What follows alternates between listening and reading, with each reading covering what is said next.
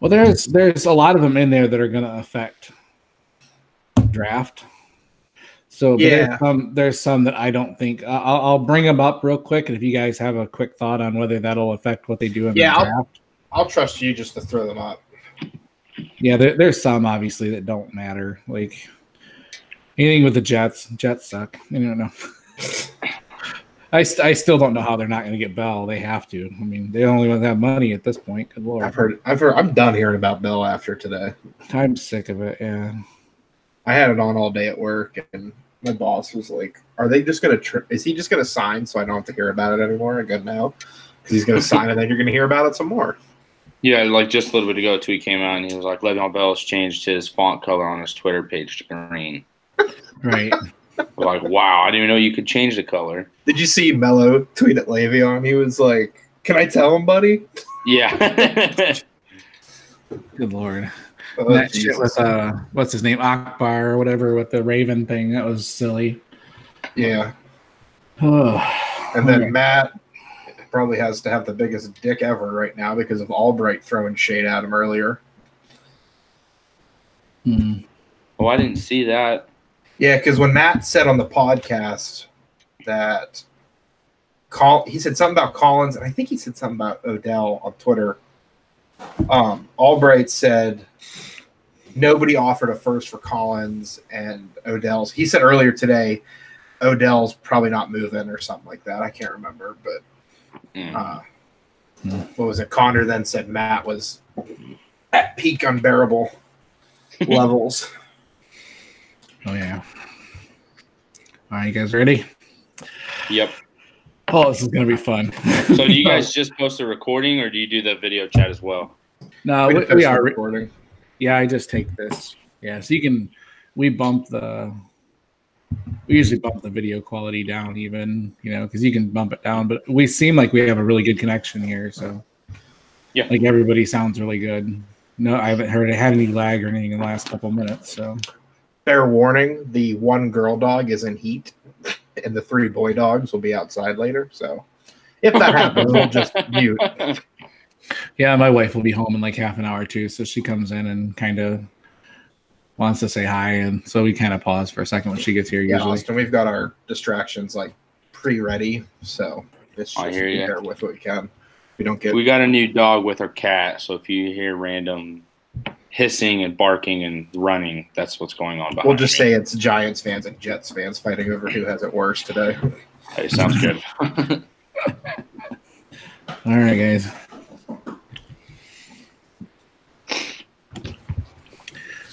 I'd like to welcome everybody to Devy Happy Hour. This is episode 6. We talk about Devy insight and ways to improve your Devy rosters, as well as look at the college football landscape. And right now we're focusing on the NFL draft today. Not so much the draft, man, but today we're talking about this crazy day of free agency we've had, which isn't even actually really, truly even free agency yet. So real quick, you can find us on Twitter at Devy Happy Hour and our email, devyhappyhour@gmail.com. Such a thank you to Tyler Guttner at DHH_Tyler for reaching out to us and giving us an avenue to provide Devy information for the masses. At first, let me introduce our absolutely elated on Cloud 9 co-host, Mr. Andrew Hardball. Hello, everybody. That was creepy, dude. Hey, you know what? That's fine. Like I said, I tweeted out. I said I walked into Walmart, and the Walmart greeter is like, "Man, you look like you're really happy." I said, "Oh, I am. Don't worry about it."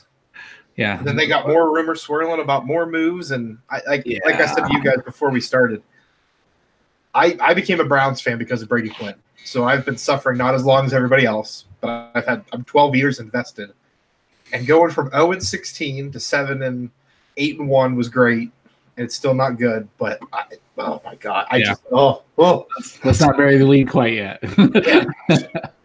But we also have a very special guest. Andrew got this set up for us. Absolutely just excited to have this guy on. He's got a new podcast called the Talkin' Football Podcast. You might know him from Stick to Football. He's Big Country, Mr. Austin Cunningham. Austin? Hey, boys. How we doing? I do appreciate you guys having me on, and thanks for dropping the podcast name in there as well for Talking Football. I do appreciate that. It's definitely something we've got rolling. We've had a couple of great guests on, and definitely ready to see what's going to come from it from here on out. Excellent. Nice. Everybody watch out for that, man. So, without further ado, I mean, if you have Twitter or if you have any sort of social media, you are aware of the absolute shenanigans that are going on today. This is one of the craziest days I've ever seen as far as movement of teams and stuff.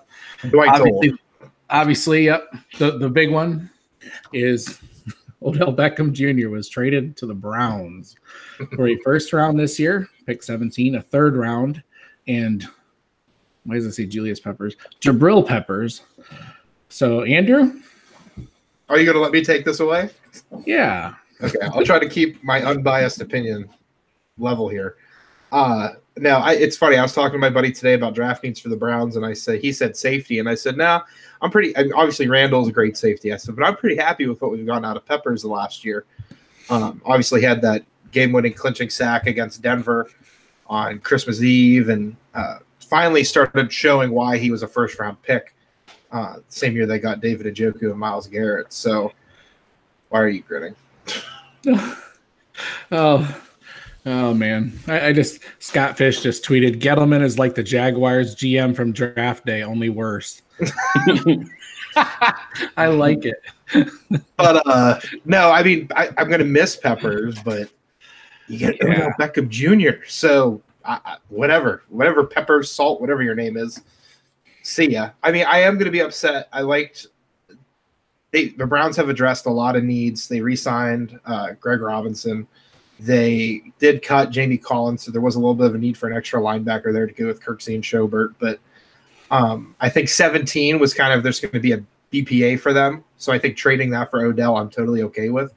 And they had a spare third, so to throw that into the deal and get it done, Dorsey's going to get a statue at this point. So, but like I said to you guys too, at some point, the salary cap's going to get messed up inevitably. So we'll see what happens from here.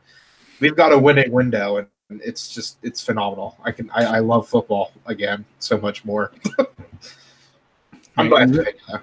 Just to recap everything they did too, they also got Olivia Vernon from the Giants as well last week. So that's and then also Sheldon Richardson. So their defensive line is automatic, is like instantly like one of the best in the NFL. And it's young, relatively young. Yeah. So you got to like what they're doing. It does seem like the Giants are throwing in the towel and saying we're rebuilding, which I think they kind of had to do. I have seen a lot about Gettleman being the worst GM, but I honestly think the OBJ thing it kind of had to be done almost. I don't know if you guys think the same way, but in a sense, but if he had a plan to go ahead and be in a rebuild this season, why is he drafting a running back at number 2 last year and then signing Odell to a huge extension less than 8 months ago?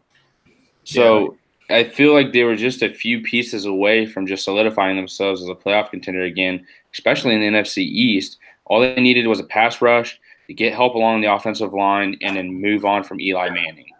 You guys have your tight end in Ingram. You have your receivers in Beckham and Shepard. And you have a running back in the wonderful Saquon Barkley. Why throw all of that away after the second-round pick and spending all that money? I think Saquon's going to get kind of the Barry Sanders treatment where he's going to be that team for years now, I think. Because there's no quarterback there you can get, especially if you're already being rumored to Daniel Jones at 17, that is immediately going to turn around where you're going to be able to capitalize on a young Saquon and his success. Sterling Shepard's a nice complementary piece. I don't think he can be a 1 for a team. I mean, I'd love for him to prove me wrong because I have him in fantasy. So go right ahead and do that for me. But in Ingram, again, another young player that potentially can be wasted. So they were a quarterback away, I think, from making the playoffs. They just need more consistent play out of Eli. I get the respect thing there. He's been there forever. He won you 2 Super Bowls. You can argue whether or not he's a Hall of Famer, and that's a long discussion for another day. But at the end of the day, you've got to win games. And Eli wasn't doing that. So this should have been a move done last year. I mean, like you said, they had the number 2 spot, and you had the choice of all those quarterbacks, apart from Baker because he went 1. But you could have had Darnold, Josh Allen, or Rosen. And this year, you could have addressed so much more needs. Like this running back class, there's no Saquon, but you could have got somebody that would have been able to produce for you. And wide receiver-wise, I think it's a pretty average deep wide receiver class, if that makes any sense. There's no stars, again, but there's a way to do it. And I love Saquon as a player, both fantasy-wise and real football, air quotes. But I just think they're going to waste him away like they did Barry Sanders in Detroit. Unless Gutterman does have some type of plan. I mean, there is a possibility they still get Rosen from Arizona if they're going to be interested in with that. all these picks, yeah. That's why I say this doesn't look good. But if you step back, you can kind of see now they've got 2 firsts, 2 thirds, and they've got cap space. You know, they've got to get rid of Eli. I do think they need to take Haskins in the first round. That's my opinion. They can get a couple wide receivers in the draft. They need defense badly. They should never let Collins go, in my opinion. Yeah. But there is, you know, but you're right. They have to do it now, or they will waste Saquon. So I wonder if that was. I think last year this trade would have made more sense, like you guys said. But I think now they realize shit. Yeah, just extending Odell makes it all the more confusing to me. Like, it's like promoting someone and then just being like, well, you know what? Actually, we're just going to let you go. Yeah, and then as we're recording this, it does look like Earl Thomas is also going to sign with the Browns. So potentially, yeah, that's what it looks like. So I think that's a huge upgrade from Peppers. So I love it. Unfortunately, Big Country hates it, but yeah. So obviously the other big one was Steelers trading for Antonio Brown and giving up virtually nothing. So yeah. What do you guys think? You go first, Austin, because I've got a lot of pent-up energy on this Antonio Brown. Well, hey, now I got to face him twice a year, and it was feeling like I was just getting over it after having to face him 3 straight years against the Steelers and just watching him take a slant or, you know, getting that 3rd and 10 and just keeping the Steelers on the field. So now having to see him twice a year, it is going to be frustrating. But I think the Raiders won this trade ultimately. But at the same time, the Steelers are notorious for being able to get a receiver and develop him. You know, I've never known the Steelers to not have a good wide receiver all the way back to the Hines Ward's days of when I started watching ball all the way up until now.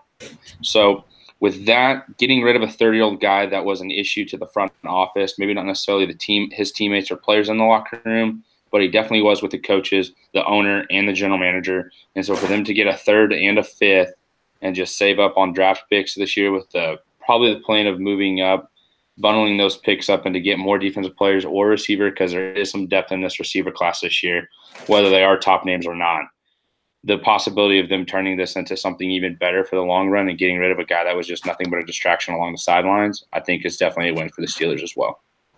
Right. Yeah, I think it makes sense for both teams. I think it pushes the Raiders into I think we all thought they were in a 5-year window. And it kind of pushes them into maybe they need a 3-year window now because AB, he is 30 years old. So, but he's still an elite receiver. So I can see him being good for another 3 to 4 years at least. It's interesting. And they're it looks like they want to win now. And I love it. You know, with all the draft picks they have, they pretty much control the draft almost. And yeah, so I love it for both teams. It's one of those ones that made sense for both teams, as well as I think the OBJ one will in the long run. Or it could at least. It's still taking quite a bit of risk. But all right, Andrew. I've been waiting for this. So as we just heard before when we talked about Odell, I'm a Browns fan. And today is the one day I can't separate that from how excited I am. But at the same time, I'm a Browns fan living in the Pittsburgh area. So I absorb all the Pittsburgh media. I absorb all my Steelers fans talking about Antonio Brown. Why would you, if you were Antonio Brown, why would you want to stay there? He's not the problem. Bell's not the problem. It's Big Ben. I've heard so many stories from people in the area and different bars and that have gone to different events with Big Ben. And side note, I went to the Royal Rumble a couple years ago and Ben was there. You would have thought they put up Vladimir Putin on the big screen, the way they reacted to Big Ben there. Nobody likes him. But they respect him because he wins games and he keeps quiet and he comes off as a family man. And I'm not going to dive in on Ben and I'm not going to go into all the history that everyone knows about. Antonio Brown was a 6th-round pick out of Central Michigan. Looked like skin and bone when he got on that team. He busted his ass to make himself what he is. And the wide receivers coach, like you talked about, Austin, they're great. Hines Ward, Antoine Randall L., James Washington now. Juju is going to be a great player, I think. And so many other receivers that have come and gone, Mike Wallace and Emmanuel Sanders. But why the way the media treated him and the way the team treated him, why would you want to stay? And like when Kevin Colbert said, I have 52 kids to take care of, and he left out Ben on that 53 part, if I were on the I wouldn't even want to be on that team. I'd be done. I don't know why. If you want to sign there, like they're not signing anyone in free agency. They have a little bit of money. Nobody's going there. But they draft well, and that's how they keep playing, and that's how they keep winning. And as long as Ben's there, like I said, that was my piece with it, and I've been waiting so long for the trade to happen so I could discuss it. If you're a Pittsburgh fan and I saw the video today, somebody put their jerseys through an industrial shredder, and I could go on and on about jersey destructions. But why would you want to be in a relationship where you're not respected? He was in a bad marriage, and he wanted to get out of that marriage. And the only way to get out of that marriage was to raise hell. And guess what? He got out of that marriage, and he got paid. And I saw someone else say, oh, well, now this is a great example for the kids. No, it is a great example for the kids. You're a 6th-round pick. You bust your ass to be a top 5 receiver in this league, and you make millions of dollars doing it. So, yeah, he is a good example for kids. Okay, I'm done. That's an interesting. I feel better. It's just, yeah, I have heard a lot. Good player. I've heard a lot about Big Ben too. So, and I mean, that's obviously it's from what you hear, and the fact that he publicly aired out grievances and things like that. It's Brady's not doing that. Yeah, I think his time in Pittsburgh is almost up as well. So that team's got some good young pieces, but they need a defense bad. So. There it is. At least it wasn't mine. Let the dogs out. Will you give me 1 second? Sorry. Yeah, no problem. Yeah. For a second, I thought my wife was here. Dude, my wife wants to take a cruise the week of Senior Bowl week next year. Oh, devil woman. She doesn't know it, and I don't know what to say. Yeah, you got to do it, man. Yeah, I know. It's one of those things. I mean, it's a cruise, 4 days in the Bahamas, so heck. Yeah, we hope to go on one here soon, too. Apparently, there's girls outside playing in the rain, and he heard them out the door. Oh, how dare they? Oh, okay. Yeah, taking the headphones off and hearing little girls laughing was kind of creepy for a second. So, all right. Let's go ahead and cut that part out of the episode, though. Oh, yeah, absolutely. All right, next we're going to go on to Austin's team, the Chiefs. They released Justin Houston, traded D Ford to San Francisco for a 2020 second. Also signed Carlos Hyde and the Honey Badger. So all very good moves. What do you think this is going to do to their draft? And what do you think of their overall? What do you think of the signings and trades overall, Austin? Well, since this just happened and I haven't had an opportunity to talk about it yet, I don't understand why you would trade D Ford for 2020 second for next year. Why are you trading him and not getting anything in return for this year? That I don't understand. I was really hoping for the 36th pick from the Niners. That would have been awesome. You could have bundled their 3 second-round picks and moved up into the first round, got an edge rusher. They still might be able to do that, but it doesn't look as promising this year. With the release of Justin Houston, I just think that was absolutely inevitable. Last year they released Alex Smith. They have Patrick Mahomes coming in, so that was obviously the right decision. But they didn't want to pay Alex Smith $17 million last year. This year they didn't want to pay Justin Houston $15 million. So that makes complete sense. That and he hit his 30s and the injuries. It's time to move on from that. Signing Carlos Hyde, I think that's a great pickup. I don't think he's going to come in and be a star-studded guy, but I think he's a great correlation or a great guy to, be right next to Williams.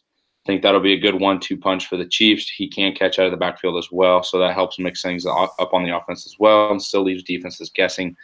The signing of the Honey Badger is fantastic. I saw the stat the other day that over the past 6 years, Tyrann Mathieu leads every stat category over Eric Berry. So hearing that was definitely news to me, but at the same time it was great because of each news came out that was his top-rated guy. They wanted this free agency. So getting him was awesome. They got him at $14 million. It's not as high as Earl Thomas. I would still like them to get Earl Thomas because they just traded D Ford. Also, real quick, congrats to him on getting that major contract, because I sure as hell didn't want to have to pay him that here in Kansas City, especially with Patrick Mahomes, because that guy's getting a $200 million contract. Now, as to where they're going to go in the draft, your guess is as good as mine with the 29th pick. I honestly don't think they're picking there at 29. I know 3 second-round picks. I don't think they're staying put there either. So I think they're moving up in the first round to get an edge rush, because that's definitely what they need after getting rid of Houston and Ford. Now, which one are they going to get? Again, your guess is as good as mine. There is plenty of depth, but they're all going to be within the top 15 picks. So the Chiefs will have to be getting up there. I would like to see Brian Burns out of Florida State. I think he's a quick guy that's got length and get around the edge quick. I think that would be a good guy to just plug and play, especially on the other side with Speaks on the other side in this new formation with Spagnuolo. Nice. Yeah, I think they have to address edge rush. That's obvious.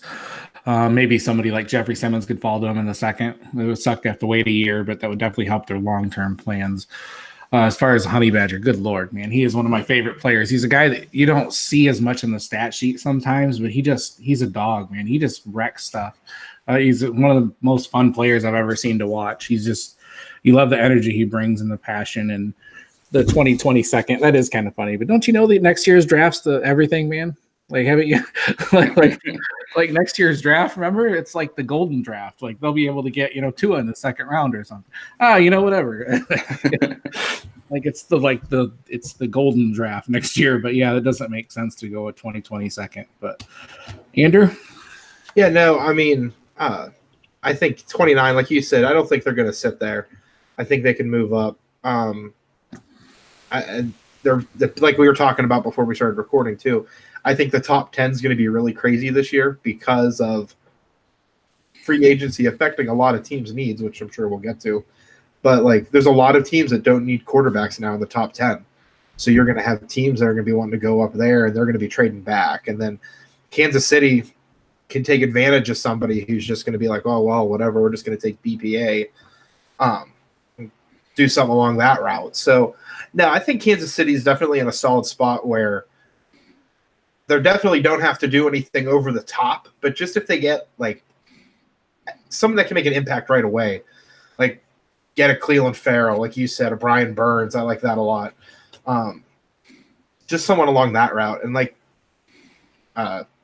Six Football was talking about today or Monday, they were saying how it's a top-heavy pass rush draft.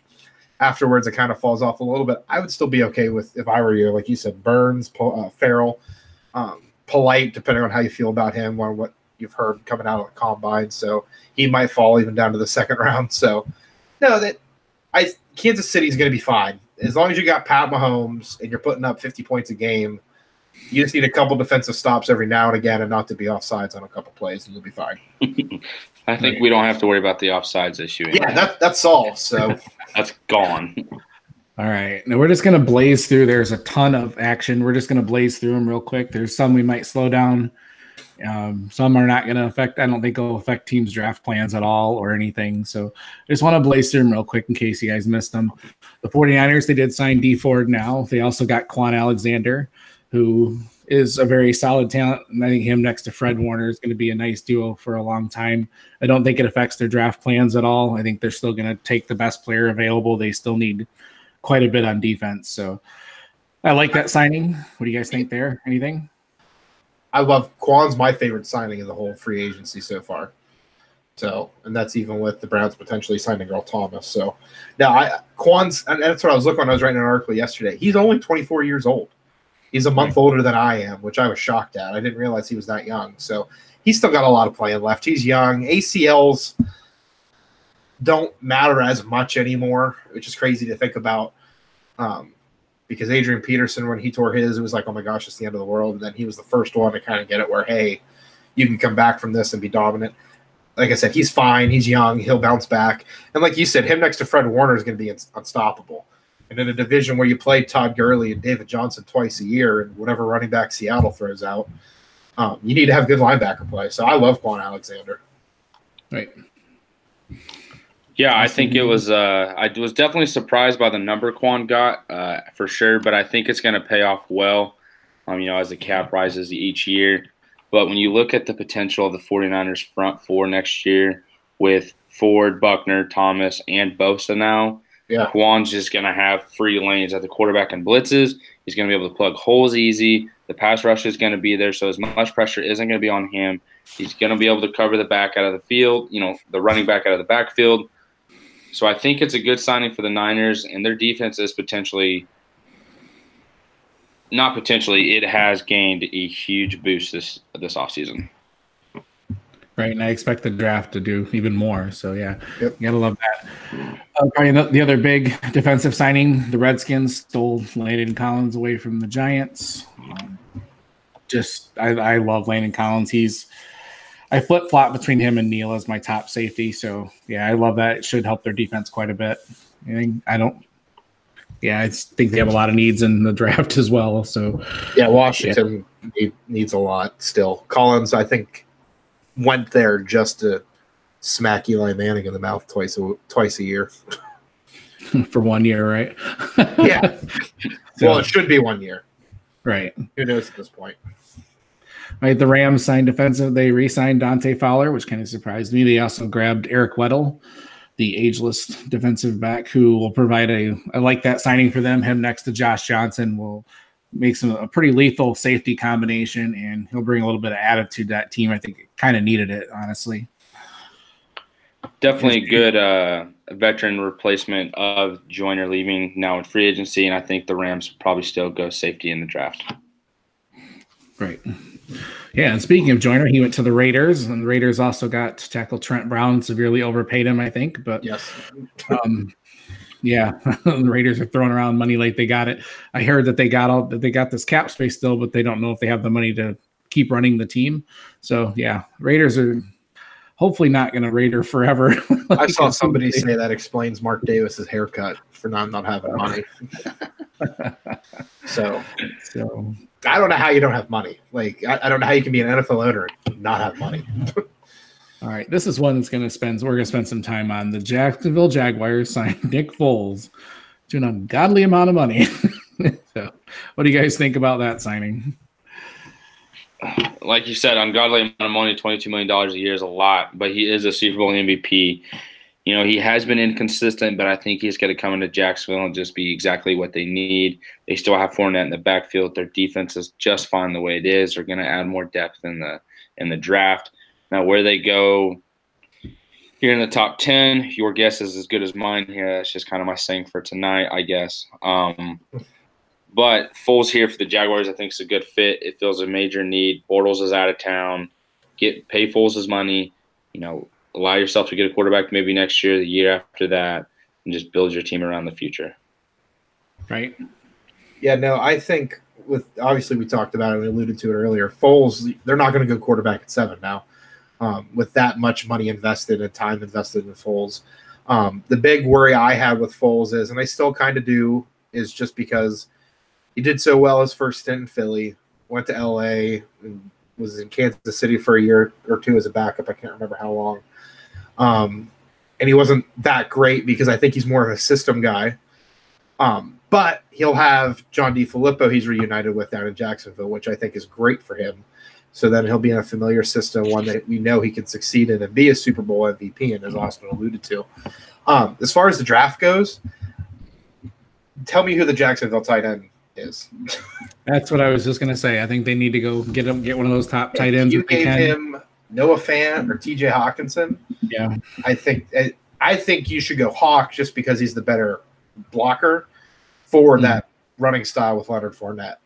But if you want to go Noah Fant, I'm not going to be mad either way if you're a Jaguars fan, just because he's the better receiver. So I think either way you got to go with one of those Iowa tight ends at 7, or trade back to get a little bit more, because it is a deep tight end class as well. So no, if you're Jacksonville, you got a lot of flexibility now. So like I said earlier too, that's going to be my phrase for the night. Top 10 is going to be crazy with trades because people are going to want to move up. Maybe it's even just Denver going up to 7 to get Drew Lock because John Elway has to have his quarterback, and you just get an extra second or a third for moving up that much and go from there. So it's Jacksonville's window's back open. They still got a very dominant defense, and the offense with Foles, I think, is really going to open up. Right. Yeah. I'd like to see him grab maybe a wide receiver or two in the draft to along with a tight end. They could go offensive line early as well. They it opens him up. I'm not a huge Foles believer, but I think he's definitely an adequate quarterback, and he's better than what they've had there. So he won't turn the ball over. That's right. That was what Bortles killed him with, was turnovers. So just got to do better clock management, go back to Fournette, and go from there. I got it. Sorry. Yeah, real quick here for the Jaguars, they very well could sign Demetrius Harris from the Chiefs. He's a free agent backup tight end for the Kansas City Chiefs right now. I think that could be a good fit for him. He's a big tight end. He's not the most reliable. Once the ball's in his hands, he can make plays, and that leaves the Jaguars open at 7, like you said, Andrew, to trade back with the Broncos to get Locke. Or maybe you take Montez Sweat at 7, or you just say, you know what, let's just get another star-studded receiver in here and draft DK right there. Yep. All right, well, another one that might have some fantasy implications. I don't know. The Colts, much to Ant and was it not Ant, but Dan Barnes is losing his damn mind. It's hilarious. The Colts all signed day. He's like, I'm deleting Twitter and I'm taking some break and I'm going to come back happy. And he works at Petland. I said, you're dealing with puppies all day. You should be happy anyway. I said, see if Chris Ballard will come and splurge a little bit of that money and buy you a dog. Oh yeah, the Colts signed Funches. I don't think that's going to have much of an impact. It'll just be a nice second receiver. I did see, just to keep the jokes rolling, I did see somebody say when Le'Veon Bell realizes he's going to get Funches money instead of Le'Veon Bell money. So it's so funny. So it'll be interesting to see. Yeah, Funches, I think he should have been a lot more in Carolina, and he never developed into it. But who knows? Being with Hilton, opportunity might open back up. Kelvin Benjamin wasn't anywhere near what T.Y. Hilton is, so yeah, he was able to feed off those. He was rough in college. He almost seems like a lumbering sort of tight end almost. And someone jokingly said that he could take away targets from Ebron. So yes, I've seen that. So some other interesting ones. Let me see. There's a lot of ones we can just blaze right through. Lions got Trey Flowers, which I absolutely love from a football standpoint. They signed Danny Amendola, Jesse James, a couple pieces that could help them. I don't see that affecting their draft a whole lot. Flowers makes their defense a hell of a lot better right off the bat. So, can I announce that my Adam Humphrey shares are forever wasted? Adam Humphries signed with the Titans in the man. I saw somebody shared this too. They said it was that guy with the sign saying "Convince me otherwise," and he said, "Convince me that Adam Humphries isn't the best wide receiver on the Titans roster." No, like, don't bring that evil in here. I'm a huge Corey Davis fan. Oh my, yeah, you're a Bengals fan too, Dwight. So no, and he's not the problem. Marcus Mariota is the problem, anyways. So we're not going to go there. The Eagles got back to Deshaun Jackson, which I actually like that quite a bit for them. I'm not a huge Deshaun Jackson guy, but Wentz can throw a deep ball, and that I think kind of helps their offense quite a bit. I don't think it'll affect their draft plan a whole lot. You guys got anything with that one? They got a guy right next. Sorry about that. They help bolster their defensive line, and they got a guy in there that is going to come in and help in the wide receiver core because they desperately need that as well. Yeah, they just signed Malik Jackson. That's who. Yep, I didn't even mention him. Sorry. The Jets, I actually like a couple of their signings. They signed C.J. Mosley, will help their defense quite a bit, and then Jamison Crowder, I really like there as a possession type guy for Sam Darnold. I think they'll become quick friends. Crowder, I feel like, never got a really good share of targets in Washington. He's a guy I've liked for quite a while. I have him on way too many teams. So. Yeah, and he's young too. And I wrote an article yesterday for the Score Pro. Anunwa is going to move to outside full-time probably. So people either love that move or they hate that move. But I think Anunwa's body type, he'll at least be able to succeed a little bit in that role. Crowder, I think, in the slot and Adam Gase offense, what that can produce. He's nowhere near what Jarvis Landry is talent-wise, but that doesn't matter. In the slot, you can just be a PPR monster in an Adam Gase offense. But there are two moves. I'm going to take over hosting duties for a second. My two favorite fantasy-relevant moves are what the Saints did with Teddy Bridgewater coming back. He's a great stash in a dynasty league where if you have – say a super flex or even just standard, once he takes over for Breeze and he has Alvin Kamara and Michael Thomas, and whoever else Traquan Smith develops into, he's going to be great. And then this is more just for me because I got Latavius Murray in like the 24th round of a draft the other day, but he's the new Ingram. And he hasn't been used a whole lot in the last couple of years. I mean, Minnesota didn't even know how to use a running back at all last year. So I really like Latavius Murray in New Orleans. Yeah. You got anything with that, Austin? I don't. Yeah, I just I think Andrew hit it right there on the right on the money there. Bridgewater is a good quarterback. He was a franchise quarterback for the Vikings before that atrocious knee injury that almost made him lose his leg. And 3 years later, he's back and playing. So I think you give him a couple more years, let Breeze, walk away the way he wants to, and you can slide Bridgewater in there, allow him to play a couple seasons, let him have some success, and then you can go on to the next guy. Yeah, you just gotta beat out Taysom Hill, right? Mm-hmm. Dwight hates Taysom Hill. For the record, I don't know. I think it's silly. Like a Swiss Army knife on offense. He hates him.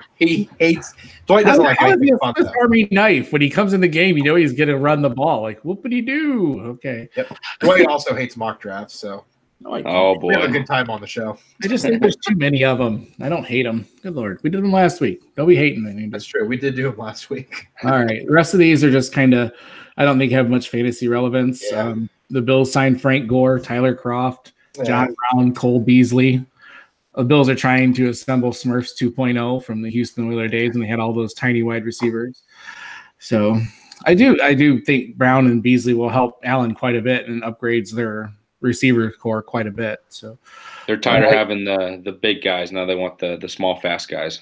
Yeah. So the Bears signed Mike Davis. I don't think he'll be much of anything. Broncos signed Kareem Jackson, cornerback, and tackle Juwan James. Both good additions to the team, but I don't think either of them will have a whole lot of fantasy relevance. Yeah. Cardinals signed, I can't believe Terrell Suggs is still playing. And Jordan Hicks, which is an underrated signing, I think. He's a really solid linebacker that will help their core quite a bit. Packers added some really good defensive depth, some defensive depth. Some defensive depth and Adrian Amos, Zadarius Smith, and Preston Smith, a couple edge rushers, and a really good safety, actually. I really like Adrian Amos as well. Yeah, Packers made some good moves on defense. I like those. Yeah, some quiet moves, and that's what they need, and they need to address the defense in the draft, and they are on their way back. Texans, in order to replace Honey Badger, signed Tayshaun Gibson. Chargers signed Thomas Davis, another one that I didn't know was still playing. I thought he retired last year. And then one of the more funny ones, the Jets signed Anthony Barr. No, wait, the Vikings signed Anthony Barr. So that was kind of a crazy one. I think them getting Mosley affected that. I saw everybody just railing on poor Connor today, man. He was, yeah. Oh yeah. I did throw my 2 cents into the ring when he posted when the stick to football music hits and it was CJ Mosley dancing. I said, what happened to the Anthony Barr gif? So I had to. Yeah. I got picked on for years. Let me have some fun for once. You can, man. I think I've seen so many people on Twitter saying they're going to be Browns fans now. All of a sudden the Browns bandwagon. Oh, yeah. I'm not having any of that. So let me check Twitter here real quick. Make sure nobody else got signed in the last I time. have been. There's nothing. Okay. All right. I did see Nick Whalen called them the Golden State Browns. Not quite good. Pretty close. Hey, I'm okay with that. So, all right. Next segment, we're going to do Andrew's been prodding me to do this for a while. We're going to do a My Guys episode where we're going to go through some of our guys that we absolutely love. Like each year, everybody, like us analysts, we watch a lot of tape and we're still fans, but we just find guys that we fall in love with. And we draft higher than they probably should. And we talk about them probably more than we should. Kind of a draft crush, but we're going to call it a My Guys. I was going to sing for you guys. Yeah, screw it. I guess you say what can make me feel my guy. Anyway. Yeah, that was beautiful. That was beautiful. I can cut that out. Anyways. So they're just basically guys that we have higher than most and we're targeting in rookie drafts. So, Austin, I was actually really happy you took the guy you took because I purposely didn't take him, kind of hoping that maybe somebody else can talk about him for once. Austin, who's your first My Guy for this season, this draft season? Yeah, so I definitely think he would have a bigger name if he wasn't playing in the shadow of probably the greatest running back to come out of last year. You know, the guy that came out, they were calling him Saquads. The dude was an animal, one of a kind, and then to come in and play after him, everyone's kind of like, all right, well, you're good, but you're not Saquon good. So I think that's the reason why he's a little bit lower than most running backs are. This isn't too high of a running back class like we've seen the past couple of years, but I do think it has some good promise for late rounds, and I think this guy can be one of them here. Miles Sanders from Penn State. Like I said, he came playing out of the shadow of Saquon. In my opinion, I think he does very well. I would love to see the Chiefs actually take him. In one of my mock drafts, I did it last weekend. I actually had the Chiefs taking him in the third round. So I think that would honestly be somewhat of a steal there in the third round to get a Miles Sanders, just because he is elusive, but he is powerful. He can catch the ball. I'm not going to compare him to Kareem Hunt because Kareem Hunt was his own guy, and that's something we're just going to go ahead and move past as a Chiefs fan here. But I do think he has some good promise. I saw a stat come out today that he had the most broken tackles in college football, and the FCS is what, take that how you want. But I think that goes to show, and that carries on to the next level, because though some of those stats, they do carry over more than others. So I think him coming into the league is going to be a lot bigger and a better transition for him than some are expecting. Right. Yeah, I wholeheartedly agree. I just think he has like the whole package. He catches the ball. He runs well. He's, obviously he's going to have maybe some growing pains because he only had one full year as a starter, but I love everything you see. And then he just destroyed the combine. So, the athletic ability is there. Andrew? Yeah, no, I'm not afraid to admit when we started the writing and the podcasting, I have my Google sheet still of all my players that I'm watching. And I didn't want to overwhelm myself, but then as it got deeper and deeper, Miles Sanders wasn't on my initial cut of like 20-some running backs. And then I kept seeing the talk about him. I was like, okay, I'll check out and see what this is. And I was like, it really is just he's behind Saquon's shadow. And I think once he gets to a team where he can be that back, I definitely think he can be a great starter, a great fantasy talent, which we have to remind ourselves sometimes we are still a fantasy podcast. But at the same time, no, I love Miles Sanders. Like you said, the pass catching ability and everything else, like you said, he's not Kareem Hunt, and he's going to be his own guy. But at the same time, he's going to be very successful, I think, which is something I look forward to seeing him achieve. And I think everybody's taking notice, too. I've seen him in rookie mocks and everything. He's going higher. I mean, he was in the first round of ours last week. So, Andrew, who's your draft crush? First one. Oh, we've talked about him a couple episodes now, and it's love started at Senior Bowl Media Day, and I'm not going to tell that story for the 10,000th time on here, but Deebo Samuel, to me, he just has so much grit, so much fight. I like his size. I like his quickness. I love his route running. I love his backstory with his older brother and his family and everything. We talked about Pittsburgh taking receivers and developing them up. I'm really worried that I'm going to have to root for a Steeler if Deebo goes to Pittsburgh. But if Deebo goes to Pittsburgh, I think as far as fantasy-wise, I'd put him above James Washington. And I'd probably say talent-wise, I'd put him above James Washington right off the bat, as Dwight gives me one hell of a look for everyone listening. You want to jump in, Dwight? No. I was really high on James Washington last year. He was my second, I think, I went out last year. I like James Washington too. It's just like this is a my guy segment, and Deebo Samuel is my guy. Yeah, he's. I think I have him at wide receiver 3 or 4 now. So, yeah, I love him, and I think he won't get drafted. I think he'll be probably the 7th or 8th one drafted, and he'll make some team very happy. Yeah, he doesn't have like. Andy Isabella's got the speed going for him. DK's got the freakish size. A.J. Brown's a very well-rounded guy, and so on and so forth, like Hakeem Butler and his size and his catch radius. Deebo's just that if you need a catch across the middle and their guy is going to get hit by the linebacker across smack in the mouth, Deebo's going to be raising his hand and be like, I'll do it. And if you need him to go up and sky over someone, he'll do it too. And if you need him to break off a long play, he'll do that as well. Like I said, if you're doubting Deebo Samuel at all, watch the Clemson game from this year, because that's the game where I watched and I was like, he's incredible.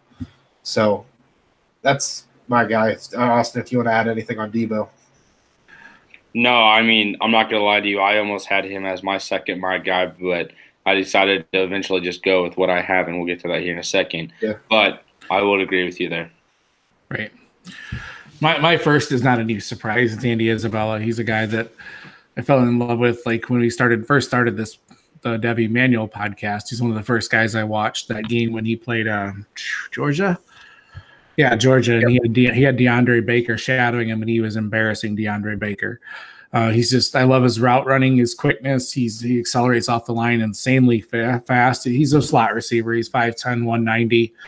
And I love those guys that can create mismatches in that area of the field. And I think he might also have a little bit of time to break into the game, but I think he's going to be something special. And so he's one that I'm trying to snap up everywhere I can.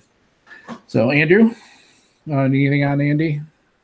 Like you talked about that Georgia game, and I asked him about that down in the Senior Bowl, and he just kind of had a chuckle with them. He was like, "Yeah, I had a good day, but we didn't win." And again, that's what you want to hear from a guy when he has 18 catches, 200 some yards, and 3 touchdowns on. Daniel Jeremiah is quarterback 1, so he's definitely a great team guy. He's a great player, great athlete, great teammate, obviously. So, no, I like Andy Isabella myself too. Austin, anything? Yeah, great work ethic. A picture came out a couple of days before the draft of him shoveling snow on the field at UMass just so he can get some sprints in.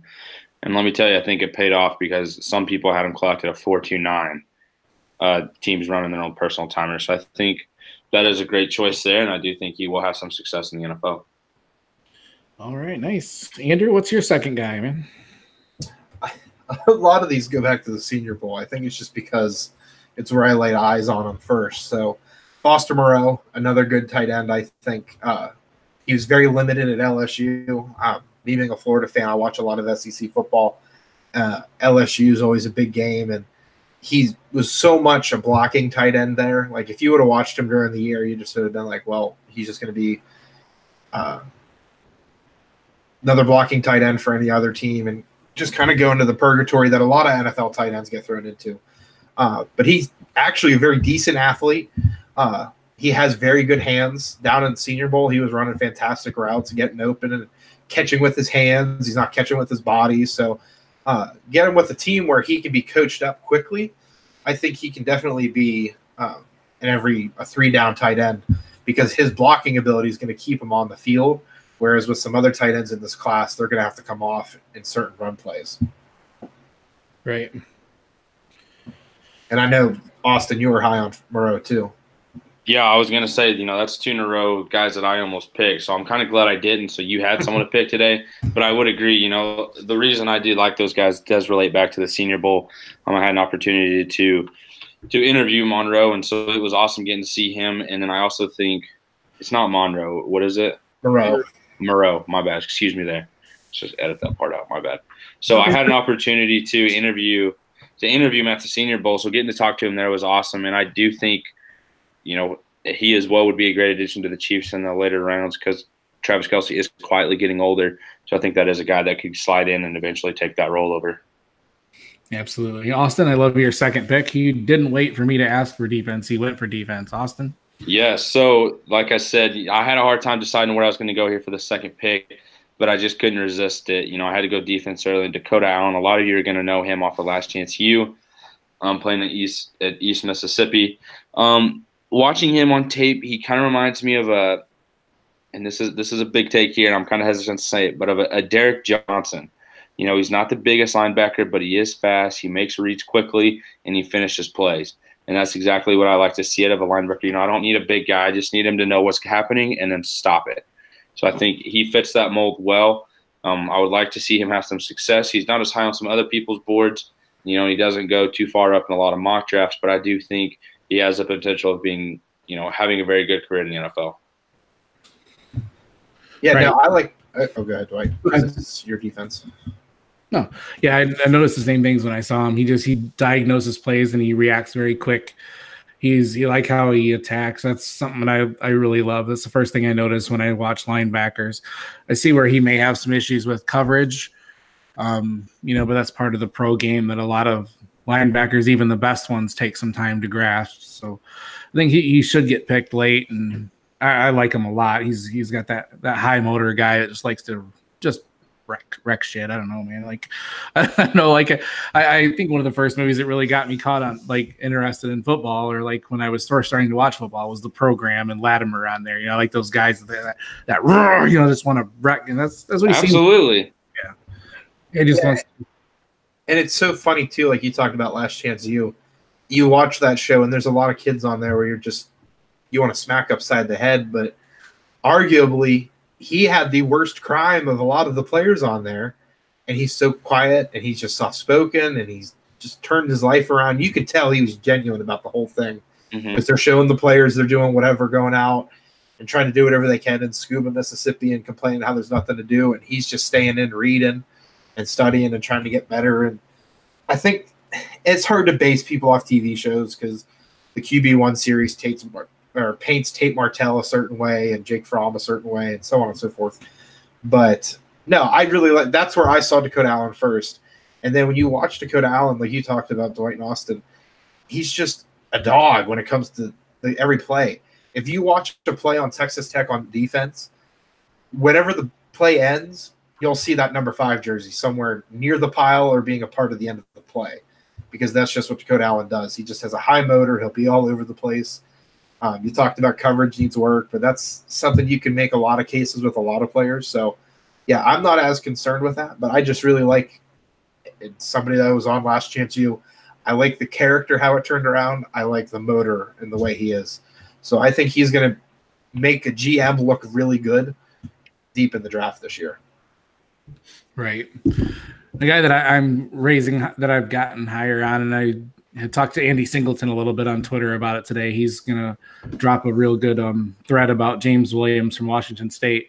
When I was scouting like Gardner Minshew and stuff, he just popped on tape. Like, the guy catches everything. I think he's probably the best pass catching back in the class. I'd like to see a little more from him as a runner. He didn't get a lot of chance to get features. I think I don't have his numbers on me. He had not a lot of carries though. Let me think. Hold on. I want to edit that in there. That sounds stupid. A lot of carries. I can't remember how many carries. It was like silly though. He had like way more. Sorry guys. You're good. I'm pulling it up too, Dwight. What's that? I'm pulling it up too. Yeah, he had 560 carries last year. Right. Or no, that's yards. Oh my God. Hold on. All right. Okay. He had 122 carries for 560 yards, 12 touchdowns. A lot of those were like the short yardage type. You can see that he's got that. And then he had 83 catches for 613 yards. I didn't know the 83 catches. Wow. Yeah, he had 71 last year. He's great out of the backfield. And that's what they seem to feature him as. So he didn't get a lot of chance. You didn't see when he went inside, he didn't have the best vision, it seemed like, but he was good, and he slipped out of tackles real easy. He's very elusive. His balance is amazing. So he's a guy that's starting to creep up the boards a little bit, and the guy that I'm going to try to grab late any draft I can. So, you know, it's like the pass catching backs are becoming more and more valuable. So yeah, he's just a guy that I really like. So, you guys got anything on him? I think you hit the nail on the head. I didn't realize there was that many receptions for him. Yeah. And then looking up his carries, depending on who you are, a big thing for me is tread on the tire.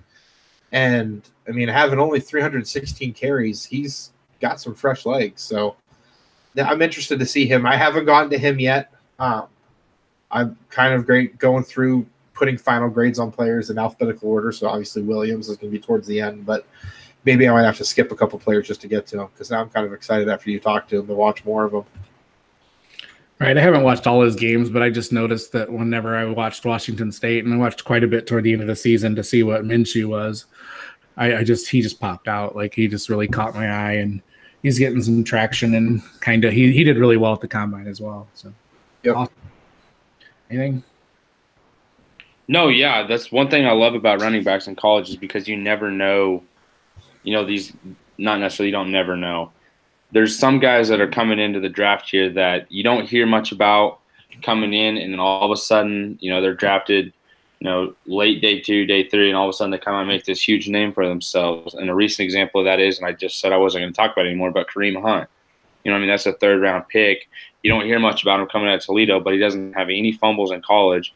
Comes in the NFL, his first play is a fumble, but after that, there's not another one.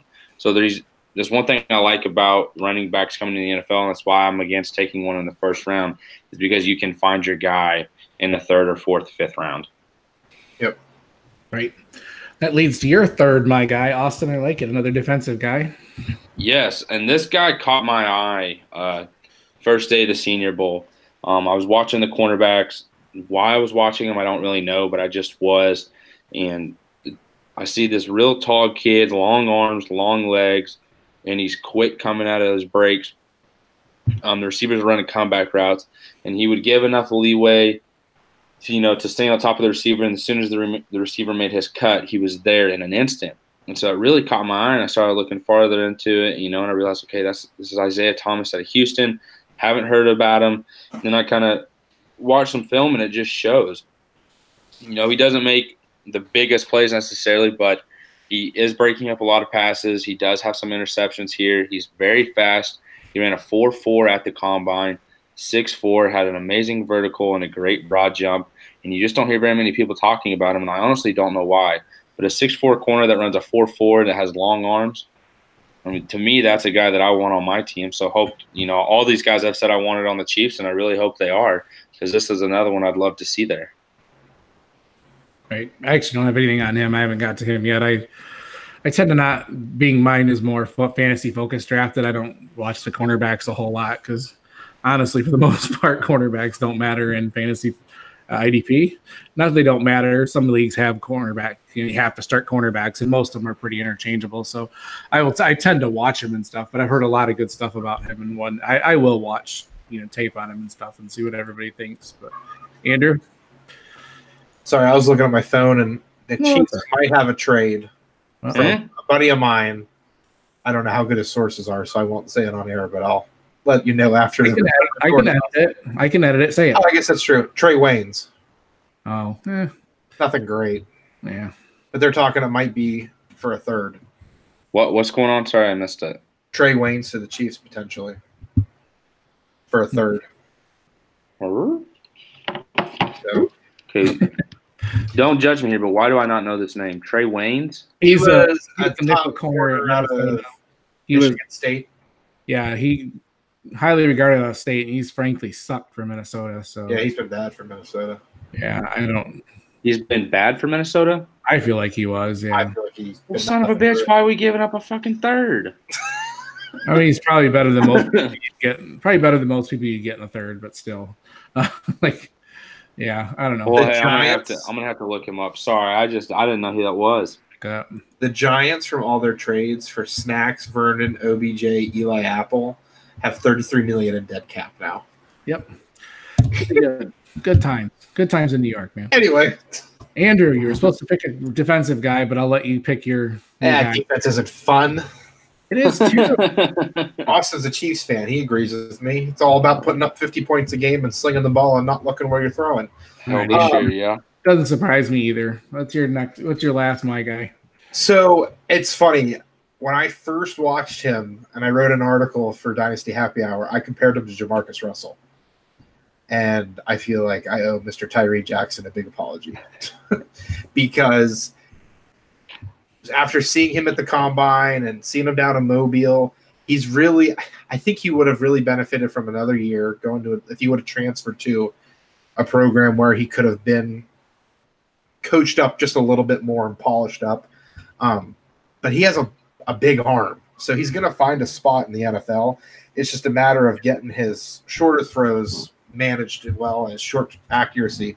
So Jackson's definitely not going to be one of those ones where I'm going to shout for him to start from day one, but I would like for him to go to a team where he can kind of sit and learn, and maybe the Giants take him with that 3rd they got from Cleveland, and he can sit a little bit and wait for Eli to either just go away or retire or whatever they want to do with him. But I think – go ahead. Imagine if he would have transferred to Oklahoma instead of Hurts. Oh, if he would have gone to Oklahoma. But no, it's I think it's somewhere like that where he can sit the year and he doesn't have to play. And I know that sounds so cliche and everyone gets so mad, but it's just one of those things where he needs to develop. Just sit the year. Look what it did for Mahomes, albeit he is not going to go and have an Andy Reid and Alex Smith to mentor him. He's going to have a Pat Shurmur and an Eli Manning. So that's definitely a poor man's situation compared to what Pat Mahomes had. But something like that where he can just go and learn and sit and develop into what I think he can be, and that's a good NFL starter.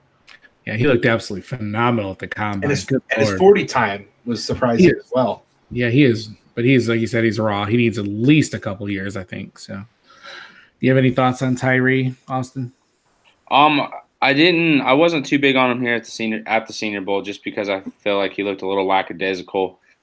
He was very lazy on his rollouts on some drills, and he didn't look as sharp. But then he goes to the combine and just lights it up. So I'd like to see how his pro day goes. If it hasn't happened yet, if it has, I definitely need to check it out.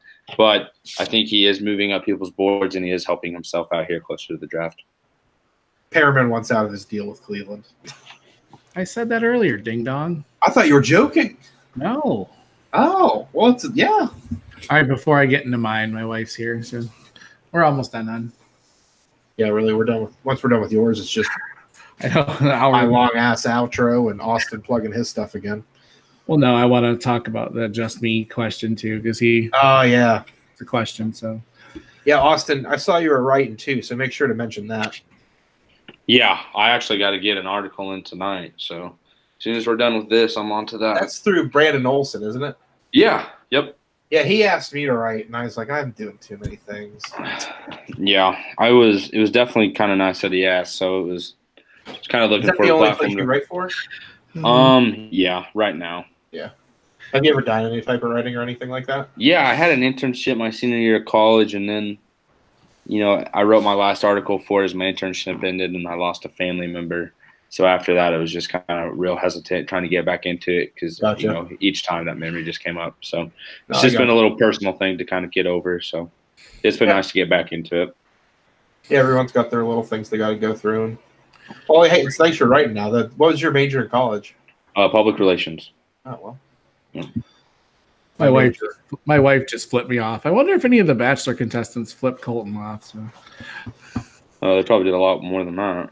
From the way Mello's talking about it. Yeah, I need to freaking watch it. I didn't know there was a damn 2-part series.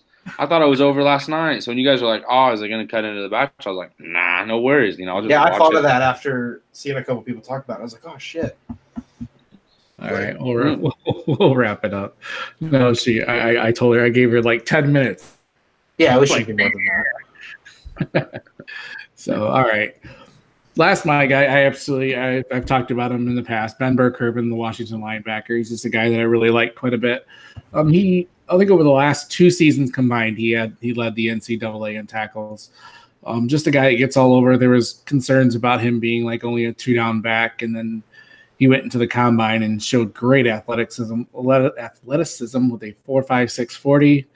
Also had a 6.85 3-cone, which is really good, especially at his size. So I really like him. I think he's going to be something else, something at the next level. Kind of the same. I don't like comps or anything, so I'm not going to try to do that. But I think he'll be a really good linebacker that'll chip in a good near 100 tackles a year, and he's just a guy I really like quite a bit. And he's a little bit older cat. He's had 4 years starting, so yeah, I like him quite a bit. That's all. You guys got anything, Austin? You got to see him much, or? No, I'm not gonna lie to you. I haven't heard of him, but now I'm definitely gonna check him out after your review of him. So I definitely want to get a deeper dive into it. How big is he? Do you know? 6 foot 230. Pretty good size. Yeah, he's pretty much prototypical. I mean, a little shorter. His arms were not an issue or anything like that. He just, like I said, they were worried that he wasn't athletic enough to cover out of the backfield and things, but I mean, those numbers in the combine show he's athletic. He can move, and his instincts and the way he reads plays, it's really good. So that's kind of what I like. He may be more of a throwback, but that's what I personally want in my linebackers. Especially my inside linebackers. So. Mm-hmm. And from an IDP standpoint, you want a guy that's going to throw up 10 tackles every week. That's what you're looking for. So that's it for my guys. We've a lot of the guys that me and Andrew have talked about before and stuff. So I think everybody knows, if you're in a league with me and Andrew, you know who we're looking for. But we had one fan question after our mock draft last week. Justney 08980265. Apparently 0897 whatever was taken. I don't know, whatever. Hopefully it's not his cell, like his number or something. But he actually asked us to explain, why is there so much hype around DK? Like, why are people taking him so high? He had no production. He had we had a great exchange with him last week. He came at us constructively, and he's like, why would you guys take Jacob first? Why would you take Metcalf second? Blah, blah, blah. So, do you guys have a take on why there's so much hype around DK? I'm the guy who took DK, so I feel like I'll start, since I have to defend my reasoning behind taking him number 2. His cone drill sucked. There's no other word for it. It sucked. If you watched it, it looks like a newborn giraffe trying to take its first couple steps. But that's the thing. DK is a giraffe. He's just huge. And giraffes are fast, and a lot of people don't know that. That sounds like I'm making horrible arguments for you for our buddy who asked the question. But no, in all seriousness, his drill was pretty bad with the 3-cone. So that's one thing that a lot of people have talked about, and him just being so big. I think when you get ready for the combine, you bulk up a lot. I think once he gets into an actual NFL program, we talked about this last week, it sounds so silly. You get him into an actual workout program where they control what he's going to do. They'll tell him to take a day off and to leave the gym, which if you have to tell him that, he has a good work ethic. Throw him in some yoga I joked about. I legitimately mean that. If whatever team gets him, I think you just do whatever you can to make that flexibility come back. But 6'3", 228, 9 7/8 size hands. His arms are 34 7/8. He's a redshirt sophomore. I know a big question with him is production. In an offense where Jordan, how do we say his last name from Ole Miss? Tiamu. We do this every week. Jordan Tiamu. Yeah. When you have him as your quarterback, you aren't having Kyler Murray throwing the ball to you. You're not going to put up Marquise Brown and CD Lamb numbers. So for him to divvy the ball up between last year, Jordan Wilkins, they had an actual running game with, Dawson Knox, A.J. Brown, and him, you're not going to be able to put up numbers like the Greatest Show on Turf Rams, where you have 2,000-yard receivers and a great running back to go with it, which in this case becomes Dawson Knox. They had so many weapons. And at the same time, if you look at what A.J. Brown did against top SEC competition and you look at what DK Metcalf did, he had better numbers against the bigger SEC competition such as Auburn, LSU, Alabama. I know everyone talks about Alabama. I can't remember. I think it's this year where he first play of the game's that big long touchdown. But with Metcalf, a lot of it's projection with him and a lot of it's faith. And if you have a high pick in a Devy draft, or in this case is going to be coming up rookie drafts, I would feel comfortable enough in investing that in Metcalf just because the upside's there. And there's a lot of situations now where he's not going to be overdrafted into a bad situation because of all the way the free agency's going. He could fall a little bit and go to a Carolina. He can go to, God forbid, the Giants. But I saw somebody talk about Gettleman replacing him with DK. I wouldn't like that. But like if he goes to somewhere where it's like a Carolina, or if he falls back to the end of the first round and someone trades up for him, there's only a couple places where I would be really concerned with him. And like I said, one's the Giants, the other one's going to be the Baltimore Ravens. They're going to be offensive purgatory for whatever receiver goes there. So Tennessee. Yeah. So just for me, it's a lot on projection, and you're looking – and I bash analytics and everything else like that. But with DK, a lot of it's projection and just faith. And if you want to see it as blind faith, I totally respect that and I get that. But I think Metcalf's going to be a force. Awesome. Yeah, Andrew, I think you touched up on a lot of the things I was going to say, but just to kind of to go off of it as well. I mean, the dude's a freaking nature. A guy as big as he is, with strong hands and as fast as he is, I mean, there's a lot of potential there. And if you look at his highlight tapes, a lot of it just seems to be a streak right where he catches the ball over the top, or he catches a short pass, breaks a tackle, and he's gone. But that's kind of exactly what the NFL is turning into with, the ability to come back, get a platform, catch the ball, and then go. So, yes, his three cone's not going to be that good. Honestly, I don't care about three cone as a receiver because you're not sitting there running in a corner like that. You're catching the ball and you're going. So, a lot of the stop and go is not going to be his game. He's going to be the guy that's going to catch the ball over the middle, or he's going to catch the ball deep, and he's going to go up and get it, and he's most likely going to come down with it. So I think that's something a lot of teams will be looking for earlier in the draft, and to be that big and that fast is tremendous. Putting up numbers close to what Julio did, but of course I'm not comparing him to Julio. Please don't take it like that. Julio also performed that way with a fractured ankle, fractured foot. And so for DK to come in and even put up some type of similar numbers like that, that's going to turn heads. And I think he does have the potential to do well in the NFL. In college, he didn't have a lot of production because he did have two other star-studded receivers. That's not really the college game. And isn't it true that he broke his neck? He's severely injured. The dude broke. Similar to the Mike Williams injury. Yeah, he broke his freaking neck, right? So, of course, he's not going to, what are you going to do, put on a neck brace and go play? No. Well, go ahead. Go ahead, sorry. I was going to say, and you talk about that whole neck injury too. He did that, and he still looks the way he looks.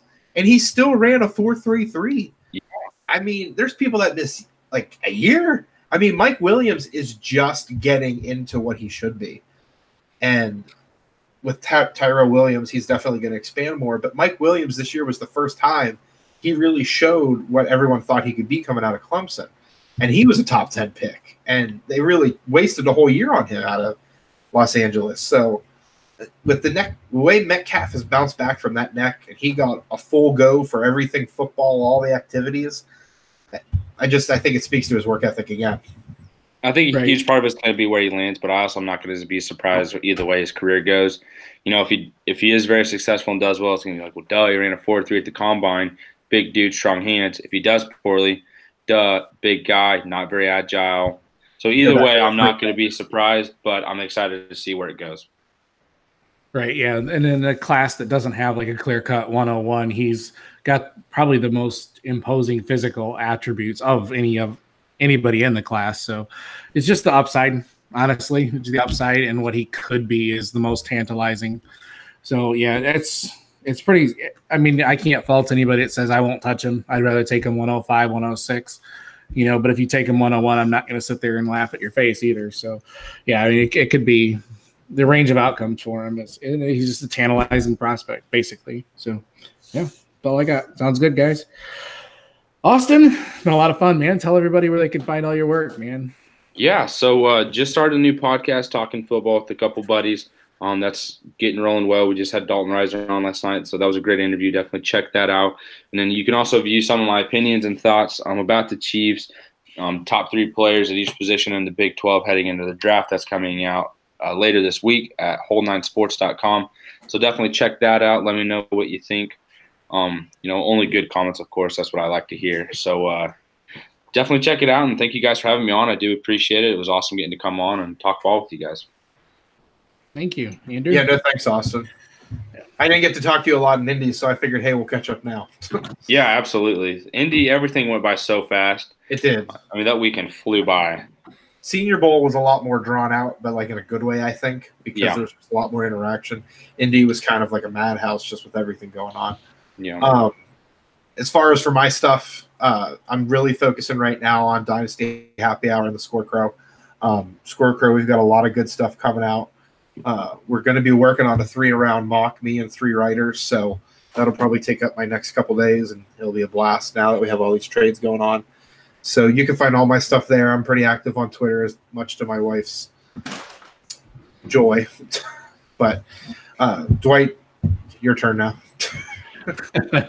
Thanks. You can find me on Twitter at FFPeoplesChamp. Right for Dynasty Happy Hour. I just released a defensive combine review today on there and ready for DTC. And obviously we got this pod. And we also have the Devy Owner's Manual as well. You can find this podcast on Twitter at Devy Happy Hour, and you can email us at devyhappyhour@gmail.com. And that's it. We'll talk to you guys next week. Hopefully free agency is pretty much through. We still got to find out where Le'Veon Bell's going, but all right, we'll talk to you guys next week. Okay. Awesome. All right.